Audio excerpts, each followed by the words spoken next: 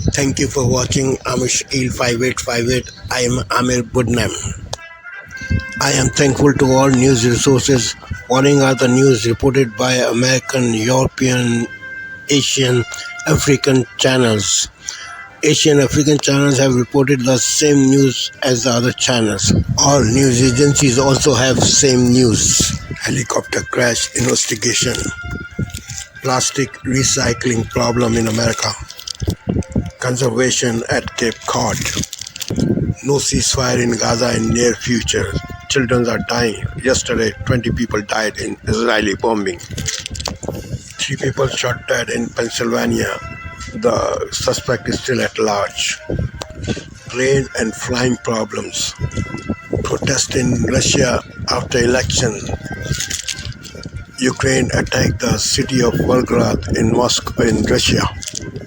Saving wildlife in Canada and breast cancer cases in Canada are rising. Now the news in detail.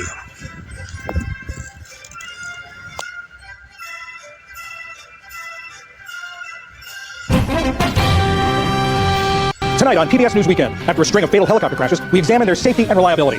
Then the myth of plastic recycling, how the plastics industry knew for decades it was not a viable solution. And off the coast of Cape Cod, a conservation success story with human implications, a surge in sharks creeping closer to the shore. Cape Cod has exploded as an area that draws people to enjoy this environment. And so now the predator's coming back to feed on its prey, but it's overlapping with human activities. And certainly humans are not used to that, but they're coming to grips with it.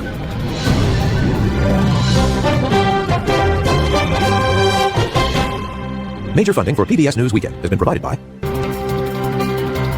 and with the ongoing support of these individuals and institutions and friends of the News Hour.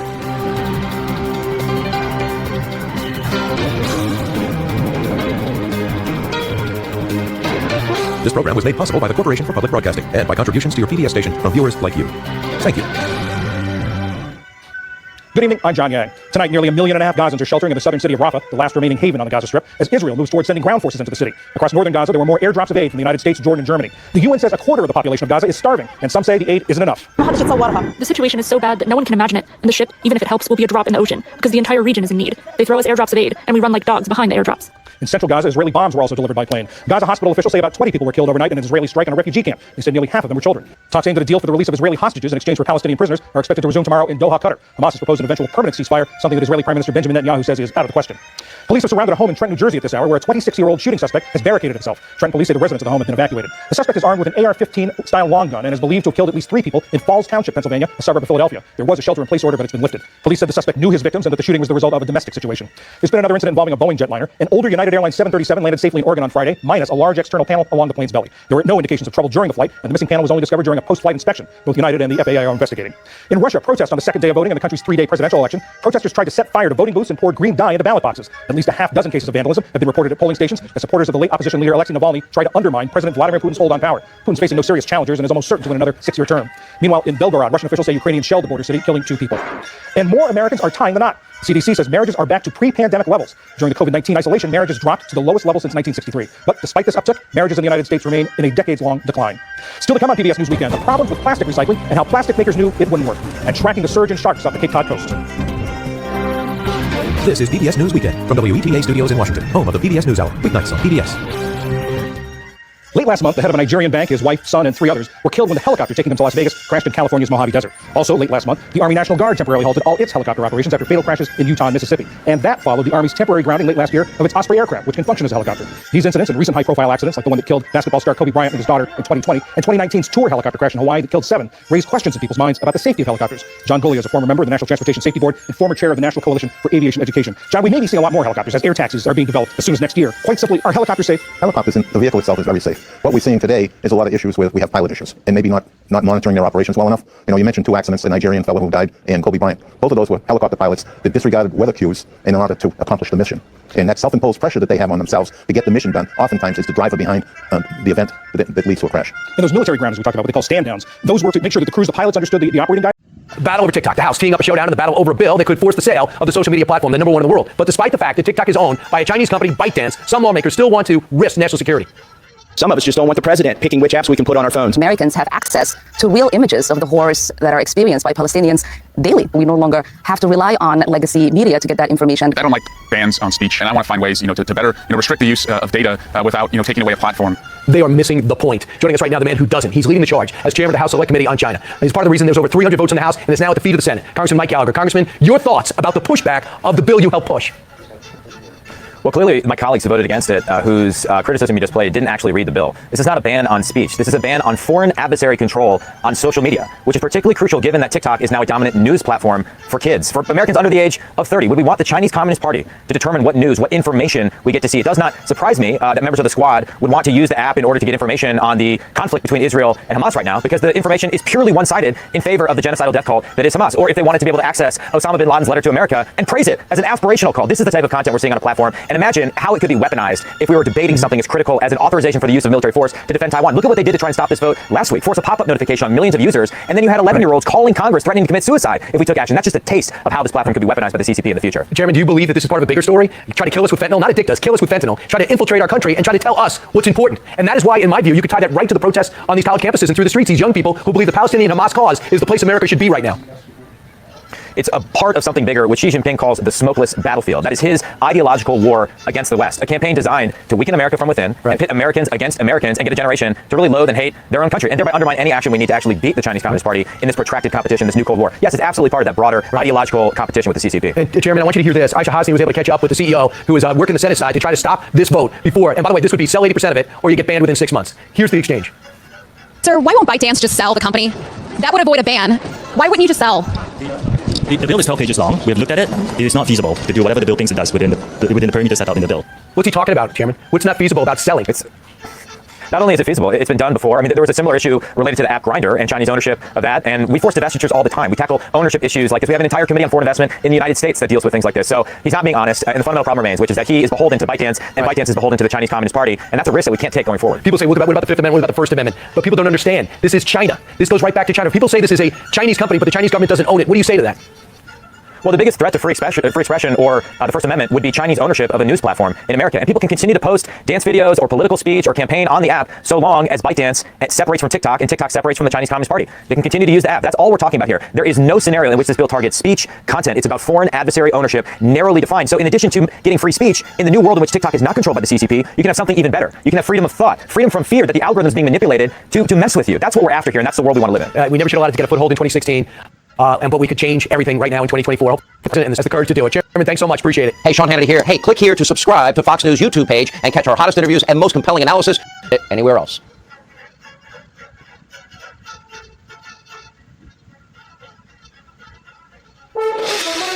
Tonight, a new warning about the desperate hunger crisis in war-torn Gaza. The first ship carrying much-needed food arrives by sea. This as more USA drops from the sky. Israel faces mounting pressure abroad and at home. I'm Chris Lissay in Tel Aviv, where protesters want the hostages to come home and Netanyahu to step down. Also tonight, SWAT standoff. A gunman takes hostages after a killing spree in Pennsylvania. We'll have the latest. Plus, real estate revolution. How a landmark legal settlement could change how homes are bought and sold, putting money back into your hands. What's wrong with this picture? Royal life, once again, in sharp focus. I'm Rainy Inocencio in Windsor after Kate Middleton's photo edit fumble with new questions. How is the Princess of Wales? And later, need some deep sleep? We've got just the place. It's some 1,400 feet underground at a hotel like no other. Honestly, it's just blown my mind. It's been absolutely wonderful. This is the CBS Weekend News from New York with Adriana Diaz. Good evening, I'm Nancy Chen in for Adriana, and we are following several big stories tonight, including the latest from the Middle East. But we begin in New Jersey, where an hours-long standoff between police and a murder suspect has just ended. It unfolded this morning with a series of shootings that left 3 dead in suburban Philadelphia. Police have named the suspect as Andre Gordon. There were 3 other individuals at the residence, including a minor, inside the home who were able to hide and avoid being shot by Gordon as he went through the house searching for them. Gordon barricaded himself inside a home a few miles away with hostages. A SWAT team managed to get them to safety. Gordon surrendered to police. Among the dead, a 13-year-old girl. All victims are believed to be known to the suspect. Now to the latest from the Israel-Hamas war. Today, a U.S. Air Force C-130 flew over Gaza's coast, making it the 12th American airdrop and food supply mission to the besieged territory. This as the UN warns that an alarming number of children in Gaza are suffering from the most severe form of starvation. CBS's Chris Lissay joins us for more on that. Chris? Good evening, Nancy. The people of Gaza are contending with escalating war and hunger as aid into the besieged enclave cannot arrive fast enough. Israel insists it's putting zero limits on aid getting into the war zone, instead blaming groups like the UN over lack of personnel to move it where it's most badly needed. That's why additional aid is on its way by sea. For the first time in this war, more than 100 tons from Europe arrived Friday on a humanitarian ship. But that's not slowing down Israel's potential ground assault on the southern city of Rafah, which Prime Minister Netanyahu has now approved, despite warnings from the Biden administration. The assault itself is believed to be at least weeks away, unless there's a ceasefire in exchange for hostages held by Hamas. Israeli protesters we met today are furious, calling for Netanyahu to step down over his handling of the war and his failure to save those abducted more than 5 months ago. About 100 are believed to still be alive, including several Americans. To get them back, sources at the ceasefire talks in Doha tell CBS News that Hamas is now demanding the release of up to 1,000 Palestinian prisoners and a pause in fighting. Israel says so far that is unrealistic. Nancy? Chris Lissay, thank you. This weekend, voters in Russia are casting ballots in a presidential election that's all but certain to extend Vladimir Putin's rule. He's held office for nearly 25 years now. Several people have been detained for vandalism at polling stations, including dye poured into ballot boxes. One person also threw a Molotov cocktail. Tonight, former President Trump is on the campaign trail in the battleground state of Ohio. This as President Biden gets set for a late night in the nation's capital. CBS's Natalie Brand is at the White House. Natalie? Nancy, President Biden tonight speaks at the annual Gridiron Dinner, a prestigious gathering of Washington elite. He resumes his battleground state swing early next week. Presumptive GOP nominee Donald Trump held his first rally of the week today as he splits time between court and the campaign trail. Former President Donald Trump returned to friendly territory Saturday, a state he won twice. I'm thrilled to be back with the proud, hardworking patriots of the great state of Ohio. I won this state and you won this state. He's not only campaigning for himself in Ohio, but his pick for the U.S. Senate seat ahead of a competitive three-way GOP primary. I think there is a divide in our state, obviously, yes. Friday, Trump's former vice president, Mike Pence, said he cannot in good conscience endorse him again. But in the courtroom, Team Trump did have a small victory in delaying his New York hush money trial, postponed until at least mid-April. And in Georgia, special prosecutor Nathan Wade resigned from the 2020 election interference case after the judge there ruled either he or DA Fani Willis in her office had to step aside following a hearing about their romantic relationship. It remains unclear how many of Trump's 4 criminal cases will go to trial before the fall as voters brace for a rematch. Not everybody's thrilled about it. Our members are focused on turning out for President Biden. President Biden aimed to energize voters this week in key battlegrounds of Michigan and Wisconsin, 2 states that helped him win the White House last election. On Tuesday, President Biden heads to 2 of the Southwest's most competitive battleground states, Nevada and Arizona. Both have large Latino populations, a key demographic both campaigns are fighting to win over. Nancy? Natalie Brand, thank you. There's a seismic shift coming in the nation's real estate market. A landmark settlement could change how homes are bought and sold to keep more money in your bank account. CBS's Elise Preston has the details. Elise? Nancy, it's being called a major turning point in real estate sales. Buyers and sellers potentially being able to negotiate commissions with their agents.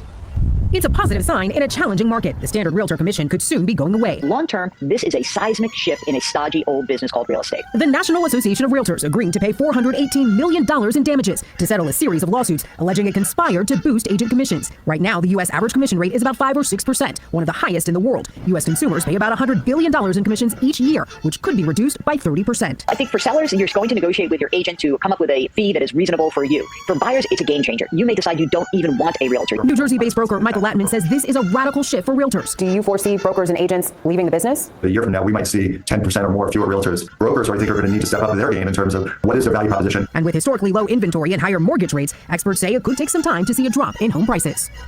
Now, the settlement has one final hurdle to clear. It has to be approved by the courts, but the new rules could go into effect as early as July. Nancy? Elise Preston, thank you. Tonight, Britain's Prince and Princess of Wales are signaling they plan to be more open about how Kate is recovering from abdominal surgery. But so far, the controversy over her extended absence from the public eye has only gotten worse. CBS's Rami Inocencio is in London tonight. Good evening. Kate's photo fumble really opened the door to global rumor and speculation about her health when the intent was likely to tamp that all down. One longtime royal watcher we spoke to said that it hasn't been a great week for the monarchy. Publicly, it's royal business as usual at Windsor, including today's changing of the Grenadier Guard. This is where, on castle grounds, Kate Middleton, Princess of Wales, is said to be recuperating from abdominal surgery. But 2 months later, her well-being is under its sharpest global scrutiny so far, both at home. It appears the Princess of Wales may have fanned more flames of conspiracy. And abroad. What the is going on with Kate Middleton? And for some, fueling conspiracy and scandal. It's a beautiful shot of a mom and 3 happy kids, is what they want you to believe.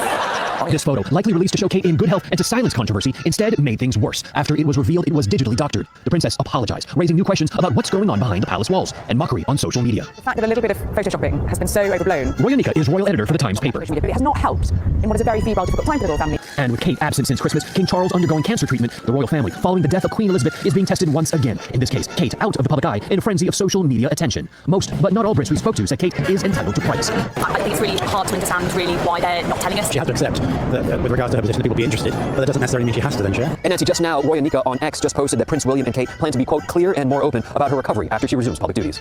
Rami Inocencio, thank you. Tonight, St. Patrick's Day celebrations are already underway in several U.S. cities ahead of tomorrow's big holiday. In New York City, Irish eyes shining all over Fifth Avenue for the 263rd parade with about 150,000 marchers. It was held today, so it wouldn't conflict with religious observances tomorrow. And in Chicago, the annual tradition of dyeing the river green. It was started by the local plumbers union nearly 70 years ago. The harmless green dye was originally used to spot leaks in pipes. Straight ahead on the CBS Weekend News, the historic dam project in California, reversing decades-old issues for the indigenous people on its banks. A major river in the West is being unleashed as part of the country's largest ever dam removal project. It'll reopen hundreds of miles of threatened salmon habitat and restore thousands of acres of land. Here's Ben Tracy. One of our oldest stories talks about the connection between us and the river and the salmon in it. Frankie Myers is a member of the Yurok tribe, Native Americans who for 10,000 years have been tied to the Klamath River and the abundant salmon that once swam through it. Without salmon in the river, there's no need for Yurok people to be here. But this essential artery was blocked more than a century ago when construction started on 4 dams along the Klamath. They generated power that fueled western expansion, but decimated the salmon population, which could no longer swim upstream to spawn. Stagnant water behind the dams became a toxic stew of green algae. And so what have these dams symbolized to you? As a monument to manifest destiny, this idea that we're not a part of nature. It's here for our use, and we can do whatever we want with no consequences. If you guys want to have war, let's have war. Now, after decades of conflict and tribal activism against the dams, the once shackled Klamath is being set free. The dams, which no longer generate much electricity, are being torn down in a $450 million deconstruction project. We're standing on top of a lot of concrete. Yeah, it's a lot of concrete. That's what it took to impound this river. Mark Branson is CEO of the Klamath Renewal Corporation. How big of a project is this to take down these 4 dams? We believe it may be the largest dam removal and salmon restoration project ever undertaken anywhere in the world. But last month at the base of another dam, hundreds of thousands of tiny hatchery salmon were killed, likely by high water pressure as they passed through a tunnel open to let the river flow through. Once the dams are completely removed, native salmon populations are expected to return, and seeds are now being spread to regrow plants on land around here decades ago. Literally planting seeds for our future. I don't think there's a better metaphor that you could come up with. Bringing hope back to the banks of this river. Ben Tracy, CBS News, Copco, California. Still ahead on the CBS Weekend News, doggy DNA, what consumers need to know about those testing kits that promise to trace your puppy's provenance. Pet DNA tests are a big business and growing fast, valued at $235 million worldwide in 2022. But how accurate are they? In tonight's Weekend Journal, Christina Hager of CBS station WBZ in Boston put the companies to the test with some surprising results. You're a good girl, Cleo. My sweet dog, Cleo. All her life, I've had no idea what breed she is until maybe now that she reluctantly let me swab her cheek to be sent to geneticist Eleanor Carlson. We said swab in, they put it on some big fancy machines and read off the string of DNA. She's a researcher at UMass Medical School and the Broad Institute and runs a lab called Darwin's Ark. Digging into pet DNA science, an industry on track to be worth $723 million by 2030. I personally do have concerns about the fact that from a consumer standpoint, you don't always know what you're getting when you work with those companies. There's not a lot of rules in this space. That's me swabbing my own cheek before sending the samples off to 3 different companies. Oravet reported my cheek sample failed to provide the data necessary to perform the breed ID analysis. Then Wisdom Panel messaged that my sample didn't provide enough DNA to produce a reliable result. The results we got from the company DNA My Dog linked dog breeds to a human sample. Carlson says the science has important value when it's done right. You might be able to figure out which dogs are at risk of getting cancer and screen them more often and be able to diagnose it earlier. We might be able to develop new treatments for that cancer. She ran my dog Cleo's DNA, all these numbers and codes showing her genetic makeup. The biggest percentage pointing to German Shepherd. I never would have guessed that. Carlson says pet owners should know that dog genetics have not fully arrived yet, which is why she hopes more will donate DNA to her lab. The bigger the database, which she's making public but anonymous, the closer the science comes to unlocking the mystery under all that fur. Christina Hager, CBS News, Boston. Next on the CBS Weekend News, vowing to go on, Celine Dion's new public message on the disease that silenced her career. A message of gratitude from Celine Dion as she thanked fans for their support. The singer shared a photo with her sons for International Stiff Person Syndrome Awareness Day, writing, "Trying to overcome this autoimmune disorder has been one of the hardest experiences of my life, but I remain determined to one day get back onto the stage." Dion was diagnosed in 2022. Tonight, the Mega Millions jackpot is growing. There was no winner in last night's drawing, which puts Tuesday's prize pot at an estimated $875 million. No one has won the Mega Millions jackpot in 28 consecutive drawings. When we return, Down and Dirty, the hotel experience that reaches new heights underground. Finally tonight, we visit a hotel taking hospitality to new heights by going low with the deepest room on Earth. And as CBS's Ian Lee shows us, even getting there is part of the experience. The Welsh countryside offers stunning vistas. Rugged peaks bring sweeping landscapes. From the Deep Sleep Hotel, you'll see none of that, but it's no less spectacular. You want it nice and snug, so not too tight that you will give yourself a headache. At check-in, guests get a hard hat, headlamp, boots, and a mountain guide. The journey, about 1,400 feet down to the world's deepest hotel, takes nerve. Descending into dark caverns, navigating flooded tunnels, ziplining across a vast abyss, and squeezing through some pretty tight spaces. This is an old Victorian bridge, at least what's left of a bridge. For more than 200 years, miners extracted slate from this mountain, much of it by candlelight, creating a maze of tunnels. It goes miles that way and it goes miles that way. Yeah, huge place. After 4 exhausting hours, we finally reach the hotel. Honestly, it's just blown my mind. It's been absolutely wonderful. Guests sleep in climate-controlled cabins, and groundwater helps to generate electricity. Wi-Fi in here, you've even got a toilet in here. All the modern amenities. Exactly, yeah. Running water comes from a spring, but there's no shower, and dinner comes in a pouch. You can't pass this up, surely. I don't think. Once in a lifetime opportunity, yeah. An opportunity that takes deep sleep to a whole new level. Ian Lee, CBS News, underground in Wales. And they even have Wi-Fi. That's a CBS Weekend News for this Saturday. First thing tomorrow, Sunday morning with Jane Pauley. Then it's Face the Nation. Margaret Brennan's guests include former Vice President Mike Pence. I'm Nancy Chen in New York. Good night.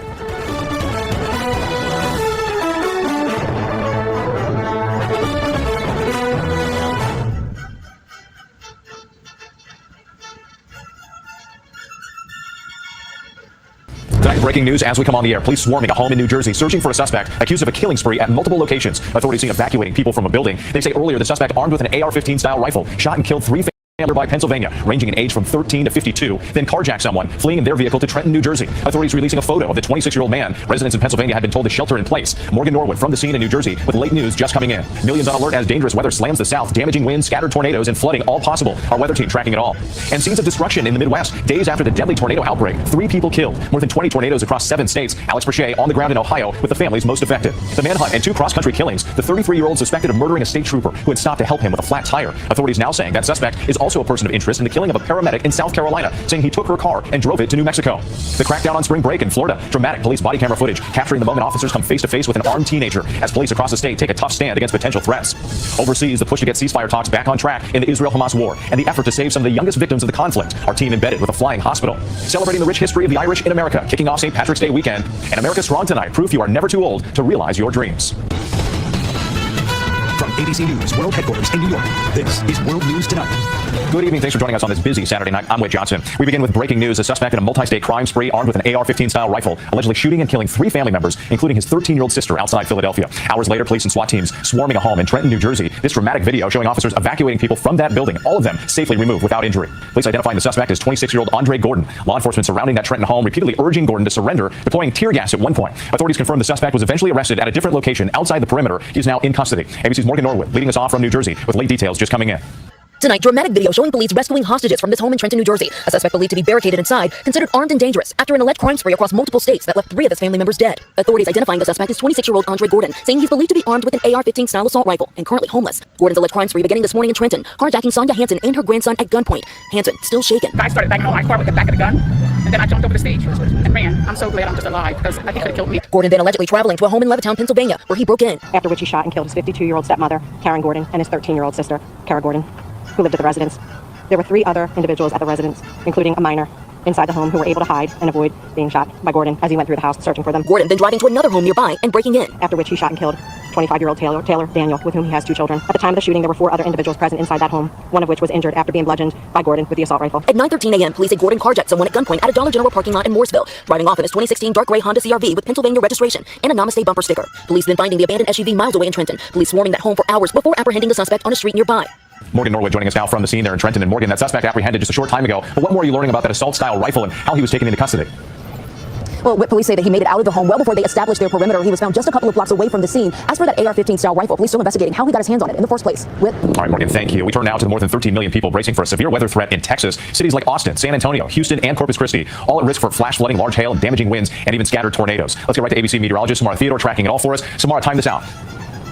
With these thunderstorms, some of which will be severe, will be moving through overnight, which makes them all the more dangerous. Let's go ahead and time this out. Now, at 1 a.m., we're seeing some of the more robust storms hitting San Antonio, Texas. By 5 a.m., this is in line with Austin, Waco, Houston, Corpus Christi, where, like you said, we could see some scattered tornadoes. Then this moisture moves east. By noon tomorrow, the Louisiana coastline expected to experience heavy rain that could lead to flash flooding and rain moving through central Florida by Monday. Totals can range anywhere from 3 to 4 inches locally in some spots. Meanwhile, in the northeast, it's been a serene setting. However, colder air is moving in. Temperatures tomorrow morning in Minneapolis could be around 19 degrees. Washington, D.C., headed to work Monday morning at 35 degrees. Whit? Okay, Samara, thank you. And we're getting a clear picture now of the devastation after deadly tornadoes ripped through the heartland. One of the hardest hit areas, the central Ohio community. At least 3 people were killed there. Homes and businesses completely destroyed, debris scattered for miles. Tonight, the family is trying to pick up the pieces. ABC's Alex Brachet in the storm zone.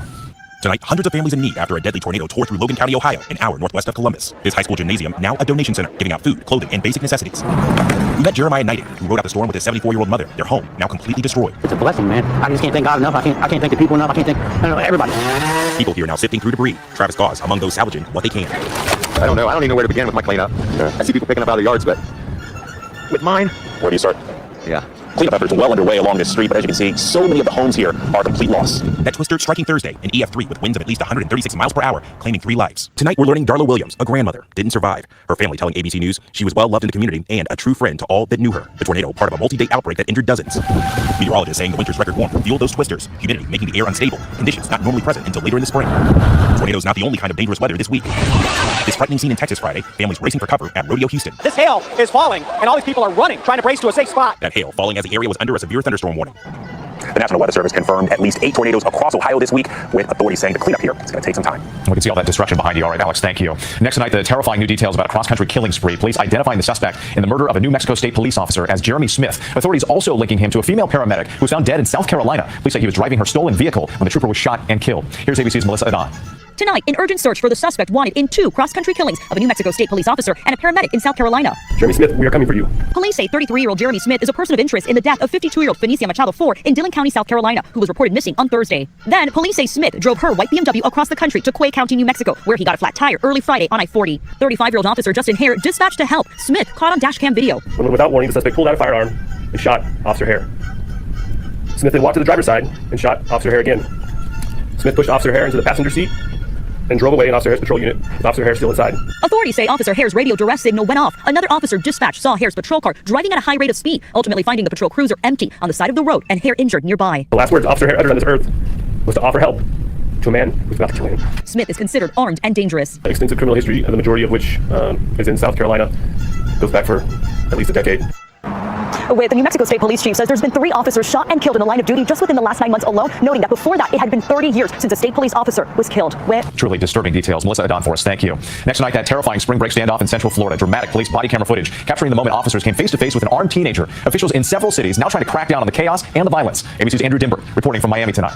Tonight, this shocking spring break standoff between officers and a teenager seen on police body cam. A 16-year-old behind bars after allegedly pulling a gun on the crowded shore of New Smyrna Beach in Central Florida. That teenager charged as an adult with multiple felonies. Just 24 hours later, an 18-year-old also taken into custody. Police say they spotted a handgun and marijuana during a traffic stop. Law enforcement up and down the Florida coast cracking down. There's a lot of policemen around, and there's not so much rowdiness. Miami Beach, once a party destination marred by violence, now trying to change course. We needed to end spring break. We're bringing back law and order.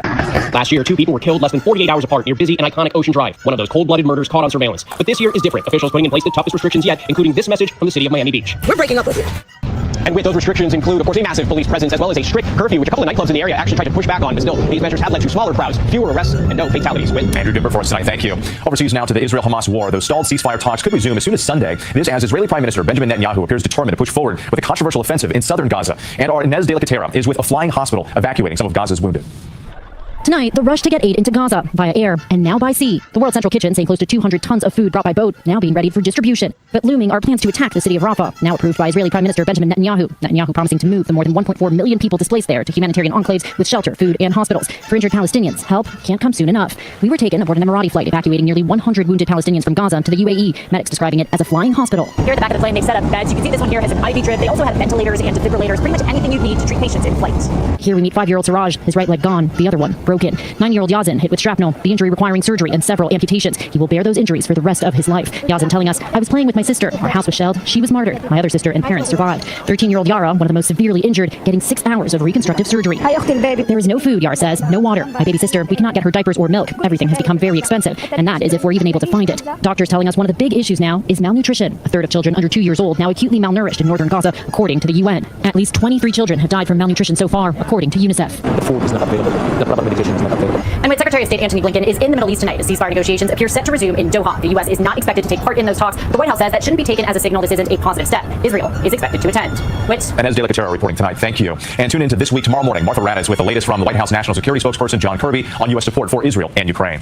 And amid the civil unrest in Haiti, more help could be on the way for to U.S. citizens with valid passports. Americans have been desperate to flee Port-au-Prince after weeks of deadly gang violence. U.S. authorities warning travelers to only make the journey if they can safely get to that airport. There's still much more ahead on World News Tonight this Saturday. The Department of Justice reportedly ramping up its investigation of Boeing, and the Mega Millions jackpot is closing in on $1 billion. Next tonight, the FAA says it's investigating the latest incident involving a Boeing plane operated by United. A post-flight inspection finding the more than 25-year-old 737-800 was missing an external panel. The jet had just traveled from San Francisco to Portland. The plane landed without incident. And Boeing under increasing scrutiny from the Justice Department, DOJ expanding its criminal investigation into the door plug that blew off an Alaska Airlines Boeing plane in January, issuing subpoenas and convening a grand jury, according to the New York Times. Well, the Mega Millions jackpot soaring closer to $1 billion. Tonight's drawing worth an estimated $875 million, only the 6th time in the game's 22-year history the top prize has reached that level. And we're learning more about the winners of last year's $1.7 billion jackpot, the second biggest in the game's history. It was claimed by a group that bought their ticket in Fraser Park, California. When we come back, what's leading to a growing number of measles cases across the U.S.? To the index now, the number of measles cases in the U.S. is growing, at least 58 so far this year. That number already equal to the number of cases reported in all of last year. At least 17 states reporting cases now. A CDC saying measles is more likely to spread and cause outbreaks where groups are unvaccinated. Chicago reporting 12 cases, 10 from a migrant shelter in the city. A CDC team is on the scene to assist local authorities. Well, the calendar may say March 16th, but it's looking very green across the country. The annual St. Patrick's Day Parade taking place here in New York City, the event dating back to 1762. Another annual tradition in Chicago, members of the Plumbers Union turning the Chicago River green using an environmentally friendly dye used to check pipes for leaks. And down south in Savannah, Georgia's oldest city, playing host to the South's largest St. Patrick's Day Parade. The official holiday, of course, is tomorrow. When we come back, the 89-year-old inspiring millions going back to school. Finally tonight, America Strong, the grandfather and overnight internet sensation, proving it's never too late to follow your dreams. That's 89-year-old Paul Hohetter on his first day back at school in more than 60 years. I went to the University of Maryland and graduated in 1960 after I served in the service for 7 years. I decided at this age you should keep your mind moving. I decided that I also ought to go to college and see what I missed and see what's taken place since then. Got my backpack. And he's doing just that. Now a student at Carroll Community College in Maryland studying history. He served in the Air Force after World War II as a weatherman. Paul's proud granddaughter Gabby posting this short clip on TikTok in late January to mark the occasion. That post attracting 500,000 views overnight, and since then it's been seen more than 4.3 million times. I'm so proud of him. He's just always learning. Paul's journey inspiring others, young and old alike. Thousands responding with comments like these. It's never too late to accomplish your dreams. If he can do it, I can do it. A beloved grandfather living life to the fullest. I've decided in the spring I'm going to rush a fraternity. Sharing a lesson for all of us. Coming through the school with all the young people mixed in, the school's great. It makes me feel young again. 89 years young. Thanks so much for watching tonight. I'm Wade Johnson. Good night. Thank you. Thank you for watching and privilege of your time. This is Amish Shakil 5858. I am Ahmed Goodnam. Have a good life.